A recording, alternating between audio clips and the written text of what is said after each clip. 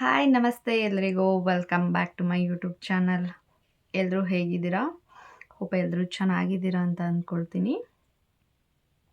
ನನ್ನ ಲಾಸ್ಟ್ ವ್ಲಾಗ್ನಲ್ಲಿ ನನ್ನ ಡೆಲಿವರಿ ವ್ಲಾಗ್ನ ಶೇರ್ ಮಾಡ್ಕೊಂಡಿದ್ದೆ. ತುಂಬ ಜನ ತುಂಬಾ ಕಮೆಂಟ್ಸ್ ಮಾಡ್ತಾಯಿದ್ರಿ, ತುಂಬ ಕ್ವೆಶನ್ಸ್ ಕೇಳ್ತಾಯಿದ್ರಿ. ಸೊ ಅದೆಲ್ಲದಕ್ಕೂ ಇವಾಗ ಆನ್ಸರ್ ಮಾಡೋಣ ಅಂತ ಬಂದಿದ್ದೀನಿ. ನಾನು ಯಾಕೆ ನನಗೆ 33 ವೀಕ್ಸ್ನಲ್ಲಿ ಡೆಲಿವರಿ ಆಯಿತು ಅಂದರೆ, ನನಗೆ ಒಂದು ಮಗುವಿನ ಸುತ್ತ ಏನಿರುತ್ತೆ ಆಮ್ನಿಯಾಟಿಕ್ ಫ್ಲೂಯಿಡ್ ನೀರು ಅದು ತುಂಬಾ ಕಡಿಮೆ ಆಗಿತ್ತು. ಸೊ ಅದಕ್ಕೋಸ್ಕರ ಡೆಲಿವರಿನ ಮಾಡಬೇಕಾಗಿತ್ತು. ಮಗುಗೆ ಉಸಿರಾಡೋಕ್ಕೆ ತೊಂದರೆ ಆಗುತ್ತೆ. ಹಾಗಾಗಿ ಮಗುವಿನ ಡೆವಲಪ್ಮೆಂಟ್ ಕೂಡ ಆಗೋದಿಲ್ಲ. ಒಂದು ಸಲ ಗರ್ಭಕೋಶದಲ್ಲಿರುವಂಥ ನೀರು ಕಡಿಮೆ ಆಗ್ತಾ ಬಂದಮೇಲೆ ಬೇಬಿಯ ಒಂದು ಡೆವಲಪ್ಮೆಂಟ್ ಏನಿದೆ ಅದು ತುಂಬಾ ಕಡಿಮೆಯಾಗಿ ಆಗ್ತಾ ಇರುತ್ತೆ. ಸೊ ಅದಕ್ಕೋಸ್ಕರ ನಾನು ಫ್ರೈಡೇ ನನಗೆ ಅಡ್ಮಿಟ್ ಆಗೋದಕ್ಕೆ ಹೇಳಿದರು ಬಂದು. ಸೊ ನಾವು ಒನ್ ಡೇ ಲೇಟಾಗಿ ಹೋದ್ವಿ, ಸ್ವಲ್ಪ ಕೆಲಸ ಇತ್ತು ಅಂತ ಹೇಳಿ. ಸಾಟರ್ಡೆ ಬಂದು ಅಡ್ಮಿಟ್ ಆಗ್ತೀವಿ ಅಂತ ಪರ್ಮಿಷನ್ ಕೇಳ್ಕೊಂಡು ಬಂದಿದ್ವಿ. ಓಕೆ, ಏನು ಪ್ರಾಬ್ಲಮ್ ಇಲ್ಲ ಬನ್ನಿ ಅಂತ ಹೇಳಿದರು.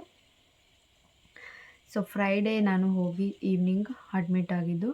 ಸೊ ಹಾಸ್ಪಿಟಲ್ಗೆ ಹೋಗಿದ್ದು ಒಂದು 3 o'clock 2 o'clockಗೆ ಹೋದ್ವಿ. ಅಲ್ಲಿ ಏನಾಗಿತ್ತಂದರೆ ಯಾವುದೇ ಒಂದು ವಾರ್ಡ್ ಖಾಲಿ ಇರಲಿಲ್ಲ, ಎಲ್ಲವುದು ಕೂಡ ಫುಲ್ಲಾಗಿತ್ತು. ಎಲ್ಲವೂ ಕೂಡ ಆಲ್ಮೋಸ್ಟ್ ಡೆಲಿವರಿ ಆಗಿದ್ದಂಥವೇ ಜಾಸ್ತಿ ಇದ್ದಂಥದ್ದು.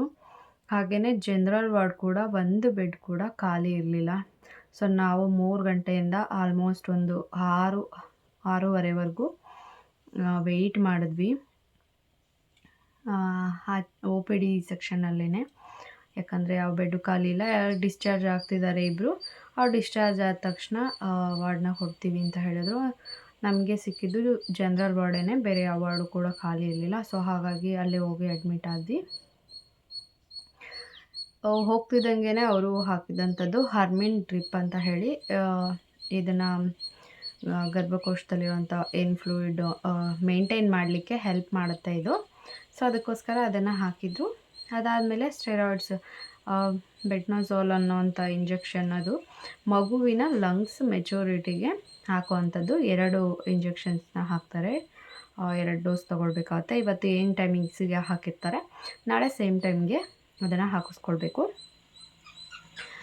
ಅದೊಂದು ತುಂಬಾ ಇಂಪಾರ್ಟೆಂಟ್ ಆಗಿರುತ್ತೆ ಮಗುವಿನ ಲಂಗ್ಸ್ ಮೆಚೂರಿಟಿಗೆ ಅಂತ ಹೇಳಿ. ಸೊ ಅದನ್ನು ಹಾಕಿದರು. ಅದನ್ನು ಬಿಟ್ಟರೆ ಅವತ್ತು ಯಾವುದೇ ರೀತಿಯಾದಂಥ ಬೇರೆ ಇಂಜೆಕ್ಷನ್ಸ್ ಆಗಲಿ ಏನೂ ಕೂಡ ಇರಲಿಲ್ಲ. ಮತ್ತು ಎವ್ರಿ 4 ಅವರ್ಲಿ ಒಂದು 4 ಗಂಟೆಗೊಂದು ಸಲ NST ಅಂತ ಹೇಳಿ ಮಾಡ್ತಾಯಿದ್ರು.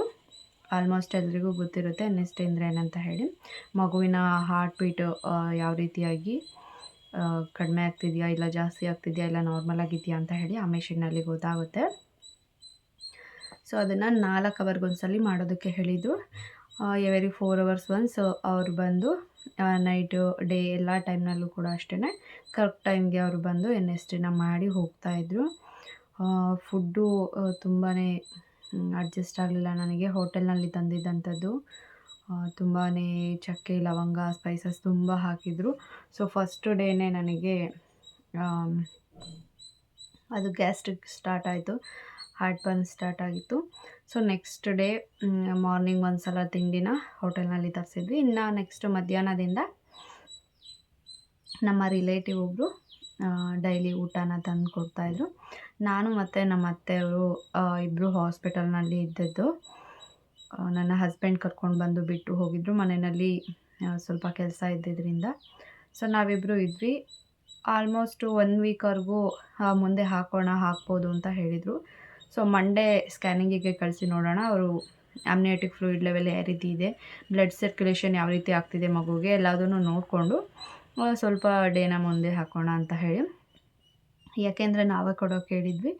8 ಮಂತ್ಸ್ ಕಂಪ್ಲೀಟ್ ಆಗೋದಕ್ಕೆ ಇನ್ನು 2 ಡೇಸ್ ಅಷ್ಟೇ ಇದ್ದಿದ್ದು. ಸೊ 9 ಮಂತ್ಸಿಗೆ ಬಿದ್ದಾಗ ಮಾಡಿಕೊಡಿ ಮೇಡಮ್ ಅಂತ ಕೇಳಿದ್ವಿ. ಓಕೆ ಅಂತ ಹೇಳಿದರು. ಬಟ್ ಅದೇನಾಯ್ತಂದರೆ ಭಾನುವಾರ ನೈಟೇ NST ಕರೆಕ್ಟಾಗಿ ಬರಲಿಲ್ಲ ನಮಗೆ. NST ರಾಂಗ್ ತೋರಿಸ್ತಿದೆ, ಚೆನ್ನಾಗಿಲ್ಲ NST ಅಂತ ಹೇಳಿ ನೈಟ್ ಒಂದು 2 o'clockಗೆ ಸಿ ಸೆಕ್ಷನ್ಗೆ ಪ್ರಿಪೇರ್ ಮಾಡ್ಕೊಳ್ಳಿ ಅಂತ ಹೇಳಿದ್ರು ಡಾಕ್ಟರು. ಸೊ ನನಗೆ ಅಲ್ಲೇ ತುಂಬ ಭಯ ಆಯಿತು. ಇಷ್ಟು ಸಡನ್ನಾಗಿ ನಾನು ಮೆಂಟಲಿ ಪ್ರಿಪೇರ್ ಆಗಿರಲಿಲ್ಲ. ಇನ್ನು ಫ್ರೈಡೇ ನನಗೆ ಡೆಲಿವರಿ ಅಂತ ಅಂದ್ಕೊಂಡಿದ್ದೆ ಮನಸ್ಸಲ್ಲಿ. ಸಡನ್ನಾಗಿ ಹೇಳಿದಾಗ ಅಯ್ಯೋ ಇಷ್ಟು ಬೇಗ ಆಯ್ತಲ್ಲ, 9 ಮಂತ್ಸಿಗೆ ಬೀಳಲಿಲ್ಲ, 8 ಮಂತ್ಸಲ್ಲೇ ಆಗ್ತಿದೆ ಅಂತ ಒಂದು ಬೇಜಾರಿತ್ತು. ಬಟ್ ಬೇಬಿ ಸೇಫಾಗಿದ್ದರೆ ಸಾಕು ಅಂತ ಹೇಳಿ ಸೊ ಎಲ್ಲದಕ್ಕೂ ಕೂಡ ರೆಡಿ ಆಗ್ತಾಯಿದ್ವಿ. ನನ್ನ ಹಸ್ಬೆಂಡ್ ಊರಲ್ಲಿದ್ದರು. ಸೊ ಅವರಿಗೆ ಕೂಡ ಕಾಲ್ ಮಾಡಿ ಇಮಿಡಿಯೇಟ್ ಬರೋದಕ್ಕೆ ಹೇಳಿದ್ವಿ. ಅವರು ಆಲ್ರೆಡಿ ಎಲ್ಲ ಸೈನ್ನ ಮಾಡಿ ಹೋಗಿದ್ದರು. ಸಿ ಸೆಕ್ಷನಿಗೆ ಏನು ಪ್ರೊಸೀಜರ್ ಇದೆ ಡಾಕ್ಯುಮೆಂಟ್ಸಿಗೆಲ್ಲ ಸೈನ್ ಮಾಡಿಟ್ಟು ಹೋಗಿದ್ದರು. ನಾನು ಎಮರ್ಜೆನ್ಸಿ ಅಂದರೆ ಬರೋದಕ್ಕೆ ಆಗುತ್ತೋ ಇಲ್ವೋ ಗೊತ್ತಿಲ್ಲ ಅಂತ ಹೇಳಿ ಸೊ ಅವರನ್ನು ಕರೆಸ್ಕೊಂಡ್ವಿ. ಅದಾದಮೇಲೆ ನೆಕ್ಸ್ಟು ಚೆನ್ನಾಗಿ ನೀರೆಲ್ಲ ಕುಡಿದು ಸ್ವಲ್ಪ ಏನಾದರೂ ತಿನ್ನಿ ಅಂತ ಹೇಳಿ ಓಡಾಡಿ ಬಂದು ಮತ್ತೆ NSTನ ಮಾಡಿದಾಗ NST ಚೆನ್ನಾಗಿ ಬಂತು. 2 ಟೈಮ್ಸ್ ಚೆನ್ನಾಗಿ ಬಂತು. ಸೊ ಹಾಗಾಗಿ ಮಾರ್ನಿಂಗ್ ಮಾಡೋಣ ಸಿ ಸೆಕ್ಷನ್ ಅಂತ ಹೇಳಿ ಸುಮ್ಮನಾದ್ರು. ಸೊ ಮಾರ್ನಿಂಗ್ ಒಂದು 6:30ನಲ್ಲಿ ಮತ್ತೆ NSTನ ಮಾಡಿದಾಗ ಮತ್ತೆ ಕರೆಕ್ಟಾಗಿ ಬರಲಿಲ್ಲ. ಇಲ್ಲ ಇಮಿಡಿಯೇಟ್ ಸಿ ಸೆಕ್ಷನ್ನ ಮಾಡಬೇಕು ಅಂತ ಹೇಳಿದರು. ಒಂದು 11 ಓ ಕ್ಲಾಕಿಗೆ ಮಾಡೋಣ ಅಂತ ನಾವು ಟೈಮಿಂಗ್ಸ್ನೆಲ್ಲ ಕೇಳಿದ್ವಿ. ಸೊ 10:30 ಒಳಗಡೆ ಒಳ್ಳೆ ಟೈಮ್ ಇದೆ ಮಾಡಿ ಅಂತ ಹೇಳಿದಾಗ ಓಕೆ ಅಂತ ಹೇಳಿದರು ಡಾಕ್ಟರು. ಸೊ ಓಟಿಗೆಲ್ಲ ಪ್ರಿಪೇರ್ ಮಾಡಿ ಕರ್ಕೊಂಡು ಹೋದರು. ನನ್ನ ಹಸ್ಬೆಂಡ್ ಮತ್ತು ನಮ್ಮ ಅತ್ತೆ ಇಬ್ಬರೇ ಇದ್ದಿದ್ದು ಆ ಟೈಮ್ನಲ್ಲಿ. ನಮ್ಮ ಮನೆಯವರು ಆಲ್ಮೋಸ್ಟ್ ಹೊರಟು ಎಲ್ಲರೂ ಆನ್ ದ ವೇ ಬರ್ತಾಯಿದ್ರು. ಬಟ್ ಅವರು ರೀಚ್ ಆಗೋ ಅಷ್ಟರಲ್ಲಿ ಹಾಸ್ಪಿಟಲ್ನ ನನಗೆ ಡೆಲಿವರಿ ಆಗಿತ್ತು. ಸೊ ಡಾಕ್ಟರ್ ಕೂಡ ಬಂದರು, ಹೇಳಿದ ಟೈಮಿಂಗ್ಸಿಗೆ ಡೆಲಿವರಿ ಕೂಡ ಆಯಿತು. ಸೊ ನನಗೆ ಫಸ್ಟ್ ಬೇಬಿ ಇದ್ದಿದ್ದು ಗಂಡು ಮಗು. ಸೊ ಸೆಕೆಂಡ್ ಬೇಬಿ ಗರ್ಲ್ ಆಯಿತು. ಸೊ ಹೆಣ್ಮಗು ಆಯಿತು ಅಂತ ಹೇಳ್ತಿದ್ದಂಗೆ ತುಂಬಾ ಖುಷಿಯಾಗಿತ್ತು. ನಾನು ಡಾಕ್ಟರ್ನ ಹೋಗ್ತಿದ್ದಂಗೆ ಕೇಳಿದ್ದು, ನನಗೆ ಯಾವ ಬೇಬಿ ಆಗುತ್ತೆ ಅಂತ ಏನು ಹೇಳೋದಕ್ಕೆ ಹೋಗಬೇಡಿ, ಕೆಲವರು ಟೆನ್ಷನ್ ಆಗ್ತಾರೆ ಅಂತ ಹೇಳಿ ಮಗುನ ತೋರಿಸೋದಿಲ್ಲ, ಹಾಗೆ ಕರ್ಕೊಂಡು ಹೋಗ್ಬಿಡ್ತಾರೆ NICUಗೆ. ಸೊ ಅದಕ್ಕೆ ನನಗೆ ಯಾವ ಬೇಬಿ ಆಯಿತು ಅಂತ ಏನು ಹೇಳಬೇಡಿ, ಬಟ್ ಮಗುನ ಫೇಸ್ನ ತೋರಿಸ್ಬಿಟ್ಟು ಆಮೇಲೆ NICUಗೆ ಕರ್ಕೊಂಡೋಗಿ ಅಂತ ಹೇಳಿದೆ.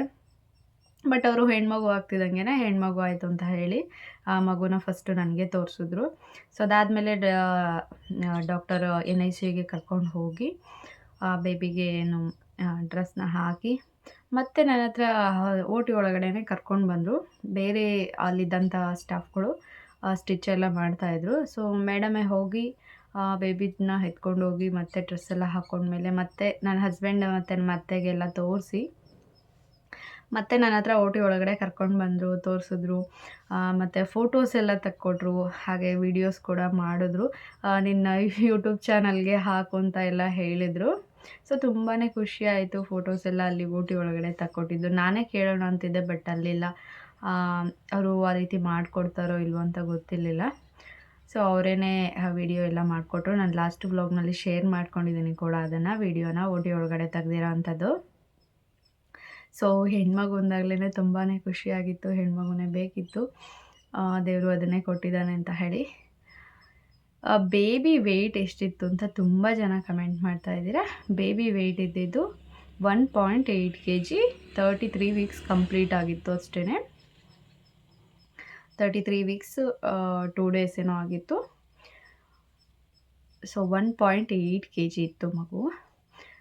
ಏನಂದರೆ NICUಗೆ ಕರ್ಕೊಂಡು ಹೋದ್ಮೇಲೆ ಮತ್ತೆ ಹಿಂಗೆ OTಗೆ ತಗೊಂಡ್ಬಂದರು ಅಂದರೆ ಬೇಬಿಗೆ ಉಸಿರಾಡೋದಕ್ಕೆ ಏನೂ ಕೂಡ ಪ್ರಾಬ್ಲಮ್ ಇರಲಿಲ್ಲ. ನಾರ್ಮಲಾಗಿ ಉಸಿರಾಡ್ತಿದೆ, ಏನೂ ತೊಂದರೆ ಇಲ್ಲ ಅಂತ ಹೇಳಿ ನನಗೆ OT ಒಳಗಡೆ ಕರ್ಕೊಂಡ್ಬಂದು ಆರಾಮಾಗಿ ತೋರಿಸ್ತಾಯಿದ್ರು. ಸೊ ಅದು ಒಂದು ತುಂಬ ಖುಷಿ ಆಗ್ತಿತ್ತು. ಯಾಕಂದರೆ ಅಷ್ಟು ಪ್ರೀಮೆಚ್ಯೂರ್ ಬೇಬಿ, ಅಷ್ಟು ಬರ್ತ್ ವೆಯ್ಟಿಗೆ ಕೆಲವೊಂದಷ್ಟು ಮಕ್ಕಳು ತುಂಬ ದಿನ NICUನಲ್ಲಿರ್ತವೆ. ಮಿನಿಮಮ್ ಒಂದು ವೀಕಿಂದ 2 ವೀಕ್ಸ್ವರೆಗೂ, 7 days to 15 ಡೇಸ್ವರೆಗೂ NICUನಲ್ಲಿ ಇರೋವಂಥ ಚಾನ್ಸಸ್ ಇರುತ್ತೆ. ಕೆಲವೊಂದು ಮಕ್ಕಳು ಹಾಲನ್ನು ಏನೂ ತೊಗೊಳ್ಳೋದಿಲ್ಲ, ಆ ರೀತಿಯಾದಂಥ ಪ್ರಾಬ್ಲಮ್ಸ್ ಇರುತ್ತೆ. ಸೊ ನನ್ನ ಮಗುಗೆ ಯಾವುದೇ ಥರದ ಒಂದು ಹೆಲ್ತ್ ಇಶ್ಯೂಸ್ ಇರಲಿಲ್ಲ, ಎಲ್ಲದೂ ಕೂಡ ನಾರ್ಮಲ್ ಆಗಿತ್ತು. ಮಗುನ ಒಂದು ಡೇ ಅಬ್ಸರ್ವೇಷನಲ್ಲಿ ಇಡೋಣ ಯಾವುದಕ್ಕೂ ಅಂತ ಹೇಳಿ NICUನಲ್ಲಿ ಅವರೇನೋ ಇರಿಸ್ಕೊಂಡಿದ್ರು. ಓಕೆ ಮೇಡಮ್ ಇರಿಸಿ, ಪರವಾಗಿಲ್ಲ ಅಂತ ಹೇಳಿ ನಾವು ಕೂಡ ಓಕೆ ಅಂತ ಹೇಳಿದ್ವಿ. ಮಗು ಫೀಡಿಂಗ್ ಎಲ್ಲ ಚೆನ್ನಾಗಿ ತೊಗೊಂಡಿದೆ. ಮಗುಗೇನು ಬ್ಲಡ್ ಟೆಸ್ಟ್ ಆಗಬೇಕಾಗಿತ್ತು ಎಲ್ಲದೂ ಕೂಡ ಆಗಿತ್ತು, ಎಲ್ಲದೂ ನಾರ್ಮಲ್ ಆಗಿತ್ತು. ಹಾಗೆಯೇ ಮೋಷನ್, ಯೂರಿನ್ ಎಲ್ಲದನ್ನು ಕೂಡ ಪಾಸ್ ಮಾಡಿತ್ತು. ಸೊ ನೆಕ್ಸ್ಟ್ ಡೇ ನನಗೆ ಫೀಡಿಂಗಿಗೆ ಕೊಟ್ಟರು. ಸೆಕೆಂಡ್ ಡೇ ನಾನು ನೆಕ್ಸ್ಟ್ ಡೇ ಮಾರ್ನಿಂಗೇ ಎದ್ದು ವಾಕ್ ಮಾಡೋದಕ್ಕೆ ಸ್ಟಾರ್ಟ್ ಮಾಡಿದೆ. ಯಾರ ಹೆಲ್ಪ್ ಕೂಡ ತಗೊಳ್ಲಿಲ್ಲ ಈ ಸಲ. ಹೋದ ಸಲ ಅಂದರೆ ನನ್ನ ಸ್ಟೇಜ್ ತುಂಬಾ ಕ್ರಿಟಿಕಲ್ ಆಗಿತ್ತು. ನನಗೆ ತುಂಬ ಹೆವಿಯಾಗಿ ಬ್ಲಡ್ ಲಾಸ್ ಆಗಿತ್ತು. ಬ್ಲಡ್ ಹಾಕಿದ್ರು, ಹಾಗೆ ಕಫ ಆಗಿತ್ತು. ಹಾಗೆ ನನಗೆ ಆಕ್ಸಿಜನ್ 3 ಡೇಸ್ ನಾನು ಆಕ್ಸಿಜನ್ ತೊಗೊಂಡಿದ್ದೆ. ತುಂಬಾ ಸೀರಿಯಸ್ ಆಗಿತ್ತು ನನ್ನ ಕಂಡೀಷನು. ಹಾಗಾಗಿ ನಾನು 3ನೇ ದಿನಕ್ಕೆ ಎದ್ದು ಓಡಾಡೋಕ್ಕೆ ಸ್ಟಾರ್ಟ್ ಮಾಡಿದೆ. ಅದು ತುಂಬ 2-3 ಜನ ಇಟ್ಕೊಂಡು ಓಡಾಡಿಸಿದ್ದಂಥದ್ದು. ಅದನ್ನು ಕಂಪೇರ್ ಮಾಡಿದ್ರೆ ಈ ಸಲ ಸಿ ಸೆಕ್ಷನ್ ಅಂದರೆ ಇಷ್ಟೇನಾ, ಇಷ್ಟೊಂದು ಸ್ವಲ್ಪ ಆರಾಮಾಗಿರುತ್ತೆ, ನಾರ್ಮಲ್ ಅನ್ನಿಸ್ತಾ ಇತ್ತು ನನಗೆ. ಆರಾಮಾಗಿ ಮಾರ್ನಿಂಗೇನೆ ಏನೂ ತಲೆ ಸುತ್ತು ಏನೂ ಇರಲಿಲ್ಲ.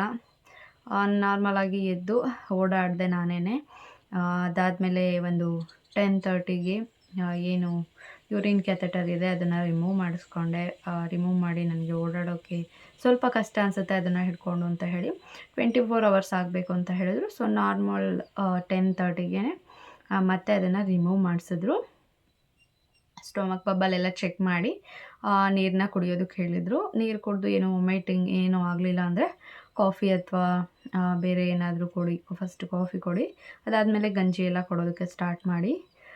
ನೆಕ್ಸ್ಟ್ ಡೇ ರವೆ ಇಡ್ಲಿ ಆ ರೀತಿ ಎಲ್ಲ ತಿನ್ಬೋದು ಅಂತ ಹೇಳಿ ಹೋದರು.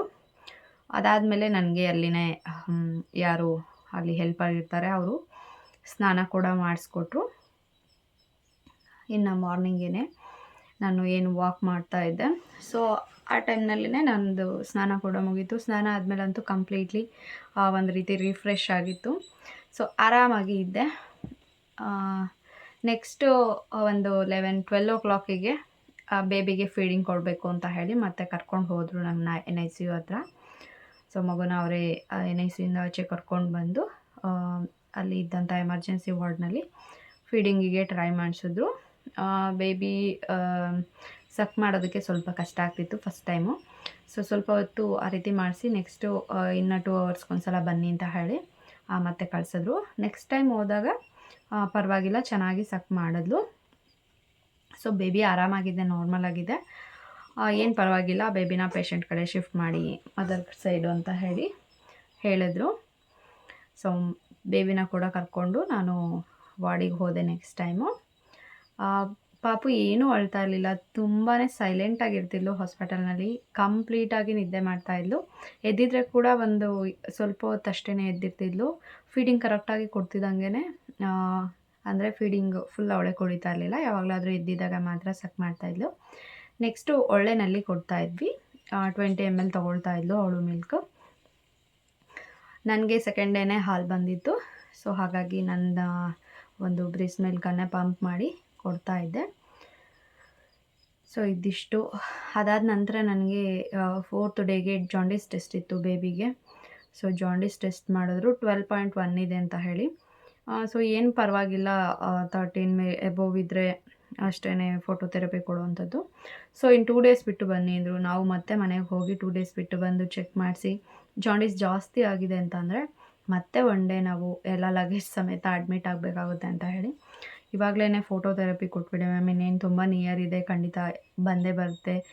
ವೆದರ್ ಕೂಡ ತುಂಬಾ ಕೋಲ್ಡ್ ಆಗಿತ್ತಲ್ವ, ಬಿಸಿಲೇ ಇರ್ತಾ ಇರಲಿಲ್ಲ. ಸೊ ಹಾಗಾಗಿ ಖಂಡಿತ ಜಾಸ್ತಿ ಆಗುತ್ತೆ ಅಂತ ಹೇಳಿ ಮತ್ತೆ ಡಾಕ್ಟರ್ ಹತ್ರ, ಯಾರು ಪೀಡಿಯಾಟ್ರಿಷನ್ ಇದ್ದರು ಅವ್ರ ಜೊತೆ ಡಿಸ್ಕಸ್ ಮಾಡಿಬಿಟ್ಟು ಸೊ ಫೋಟೋಥೆರಪಿ ಕೊಡಿ ಅಂತ ಹೇಳಿ ಕೇಳಿದ್ವಿ. ಸೊ ಈವ್ನಿಂಗ್ 4 ಡಿಸ್ಚಾರ್ಜ್ ಹೇಳಿದರು. ಸೊ ಅಲ್ಲಿಂದ ನೆಕ್ಸ್ಟ್ ಡೇ 4 ಫೋಟೋಥೆರಪಿ ಕೊಟ್ಟಿದ್ದರು. ಸೊ 1 ಡೇ ಮತ್ತೆ ಎಕ್ಸ್ಟೆಂಡ್ ಆಯಿತು. ಸೊ 5th ಡೇಗೆ ಅದು ಫೋಟೋಥೆರಪಿ ಕೂಡ ಕಂಪ್ಲೀಟ್ ಆಯಿತು. ನಾವು ಕೂಡ ಹಾಸ್ಪಿಟಲಿಂದ ಡಿಸ್ಚಾರ್ಜ್ ಆಗಿ ಹೊರಟ್ವಿ. ಇದಿಷ್ಟು ನನ್ನ ಡೆಲಿವರಿಯ ವ್ಲಾಗು. ಈ ಸಲ ಸಿ ಸೆಕ್ಷನ್ ಹೋದ ಸಲಕ್ಕೆ ಕಂಪೇರ್ ಮಾಡಿದ್ರೆ ತುಂಬಾ ಈಸಿ ಅನ್ನೋ ಥರ ನನಗೆ ಅನಿಸಿತ್ತು. ಯಾಕಂದರೆ ನನ್ನ ಹೋದ ಸಲದ ಎಕ್ಸ್ಪೀರಿಯನ್ಸ್ ಆ ರೀತಿ ಹಾರಿಬಲ್ ಆಗಿತ್ತು. ಸೊ ಬೇಬಿ ಬಗ್ಗೆ ಎಲ್ಲರೂ ಕೇಳ್ತಾ ಇದ್ರಲ್ಲ, ಅದಕ್ಕೋಸ್ಕರ ಈ ವಿಡಿಯೋನ ಮಾಡಿ ಹಾಕ್ತಾಯಿದ್ದೀನಿ. ಪಾಪು ಹೆದರ್ತಿದ್ದಾಳೆ. ಸೊ ನೆಕ್ಸ್ಟು ವ್ಲಾಗ್ನಲ್ಲಿ ನಾನು ಬೇಬಿ ಪ್ರಾಡಕ್ಟ್ಸ್ ಏನು ಯೂಸ್ ಮಾಡ್ತಾಯಿದ್ದೀನಿ, ಬೇಬಿಗೆ ಯಾವೆಲ್ಲ ಸಿರಪ್ನ ಕೊಡ್ತಾಯಿದ್ದೀನಿ, ಹಾಗೆ ಬಾಣಂತನನ ಯಾವ ರೀತಿ ಮಾಡ್ಕೊಳ್ತಾ ಇದ್ದೀನಿ, ಇಷ್ಟು ಪ್ರೀಮೆಚ್ಯೂರ್ ಬೇಬೀಸ್ನ ಯಾವ ರೀತಿಯಾಗಿ ಕೇರ್ ಮಾಡಬೇಕಾಗುತ್ತೆ ಮನೆಗೆ ಕರ್ಕೊಂಡು ಹೋದ್ಮೇಲೆ, ಹಾಗೆಯೇ ಈ ಒಂದು ಪ್ರೀಮೆಚ್ಯೂರ್ ಬೇಬಿಗೆ ಯಾವೆಲ್ಲ ಒಂದು ನೆಸಸರಿ ಟೆಸ್ಟ್‌ಗಳನ್ನ ಮಾಡಿಸ್ಬೇಕಾಗುತ್ತೆ. ಸ್ಕ್ಯಾನ್ ಆಗಿರ್ಬೋದು, ಬೇರೆ ಯಾವೆಲ್ಲ ಟೆಸ್ಟನ್ನು ಇಯರ್ ಟೆಸ್ಟ್, ಐ ಟೆಸ್ಟ್ ಏನು ಮಾಡಿಸ್ಬೇಕಾಗುತ್ತೆ, ಏನು ಮಾಡಿಸ್ಬಾರ್ದಾಗುತ್ತೆ, ಇದ್ರ ಬಗ್ಗೆ ಎಲ್ಲ ನೆಕ್ಸ್ಟ್ ವ್ಲಾಗ್ನಲ್ಲಿ ನಾನು ಶೇರ್ ಮಾಡ್ಕೊಳ್ತೀನಿ. ಬೇರೆ ಯಾವುದಾದ್ರೂ ಒಂದು ಇನ್ಫಾರ್ಮೇಷನ್ ಬೇಕಿದ್ದರೆ ನೀವು ಕಮೆಂಟ್ ಮಾಡಿ ಕೇಳಿ. ಖಂಡಿತ ನಾನು ಕಮೆಂಟ್ನಲ್ಲಿ ಆನ್ಸರ್ ಮಾಡ್ತೀನಿ ಅಥವಾ ವ್ಲಾಗ್ನಲ್ಲಿ ಶೇರ್ ಮಾಡ್ಕೊಳ್ತೀನಿ. Thanks for watching.